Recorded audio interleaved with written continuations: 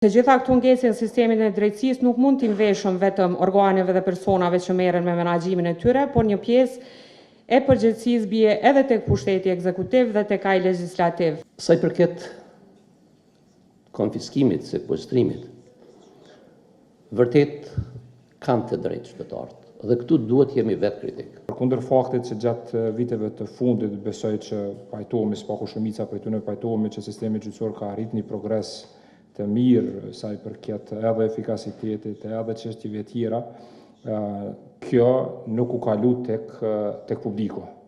Do thonë që tash një pjesë e barës na bjen edhe neve sistemi gjyqësor. A ku i beson do shta më shumë politikës sa drejtësisë? Institucionet e drejtësisë vazhdojnë ende të jenë në lupën kritike, si të shoqërisë civile, po ashtu edhe të vlerësimeve të ndryshme vendore dhe ndërkombëtare. Më së shumti përmendën mungesa e politika ultë ndëshkimore, amnistimi i personave të profilit të lartë dhe ndikimi politik, zvarritja e procedimit të rasteve, aktakuzat jo të plota dhe niveli i ulti konfiskimit të pasurisë të fituar kundërligjshëm.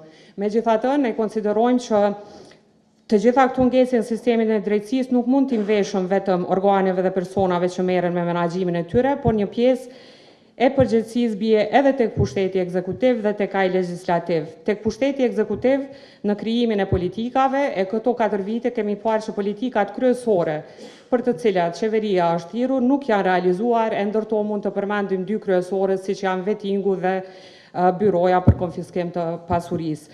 Po ashtu duhet të përmendim edhe rolin e kuvendit dhe anashkalimin e kërkesave buxhetore dhe ndarjen jo të mjaftueshme të buxhetit për trupat që menaxhojnë me sistemin prokuroral. Sistemi prokuroral i Kosovës dhe prokurori shtetit në veçanti është duke bërë një punë tepër të madhe për të pasur një transparencë dhe për të pasur një qasje më ndryshe në raport me publikun dhe në raport me mendimet e publikut për punën tonë. Efikasiteti jonë është 90% të kryerjes së lëndëve të pranuara. Për mua shpesh herë befasi perceptimi qytetarëve, sepse nëse shikoni përqindjen e njerëzve të cilët janë pyetur për pavarësinë, ju e shihni që dikon 71% të respondentëve janë persona që s'kan pas kurrë në një lëndë në prokurori. Janë vetëm 6% të tyre që kanë pas ndonjëherë në një rast. Dhe unë e vlerësoj shumë mendimin e qytetarëve dhe perceptimin e tyre. Por vetë kjo përqindje dhe pjesëmarrja e tyre në procedurat tona ose në rastet tona penale tregon se sa janë ata drejt për drejt të njoftuar për aktivitetet dhe punën tonë si prokurori. Tjetër, kur flasim për pavarësinë, perceptimi qytetarëve është se policia është më e besueshme se sa prokuroria. Ne punojmë si ekip me policinë. Prokurorët nuk zgjedhen nga politika, nuk emërohen nga politika. Ndërsa prokurorët e policisë po. Sa i përket konfiskimit, sekuestrimit, vërtet kanë të drejtë qytetarët dhe këtu duhet jemi vetë kritik.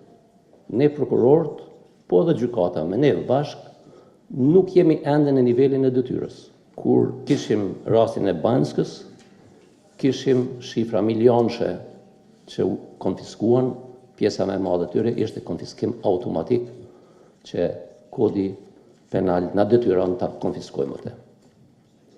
Mirë, po kur flasim për konfiskimin, sidomos një pjesë që ka trajtuar raporti për konfiskimin civil, për pasurinë pa justifikueshme, unë personalisht kam mbështetur çdo iniciativë në këtë drejtim, por mbështetja ime ka mbetur shumë pak e realizuar, për shkak se qeveria dhe parlamenti kanë konsideruar se duhet të konfiskohet pasuria vetëm e personave zyrtar, kur është e pajustifikueshme. Ky ligj për byron konsideroj që në një kohë jo shumë të lartë duhet të ndryshohet dhe duhet të plotësohet.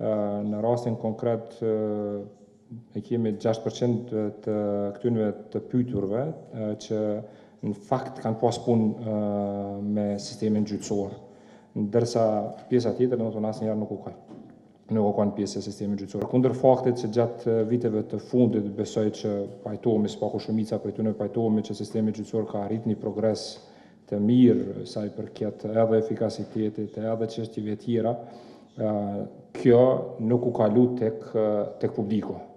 Do thonë që tash një pjesë e barës na bjen edhe neve sistemi gjyqësor. Ne jemi mundu që gjatë kësaj periudhe me pas një bashkëpunim jashtëzakonisht me organizata jo qeveritare edhe me media, ashtu të gjatë ditëve të gjyqësorit që kemi pas vitin e kaluar, na kemi pas një takim edhe me media, një takim edhe me organizata jo qeveritare, duke i dëgjuar domethënë edhe kritikat që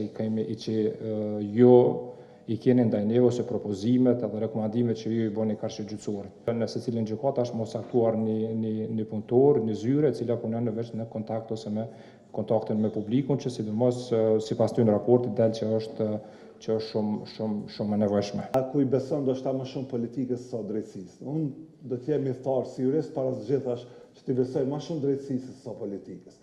Te ne është e kundërta. Dhe tash ju si shoqëri civile edhe ne si akter institucional do duhet me punu çdo ditë e më fort që ta përmbysim këtë. Ne kemi synu bashkarisht me zotin Kelmend dhe me gjitha aktorët dhe me zotin Zogaj nga KGK që të bëjmë një lloj vettingu i cili do t'i rezistoj kohës. Statistikat do duhej me u lënë anash në mënyrë që drejtësia të matet me ndjenjen e drejtësisë që përjeton qytetari. A është qytetari i kënaqur me këtë drejtësi që ne e prodhojmë?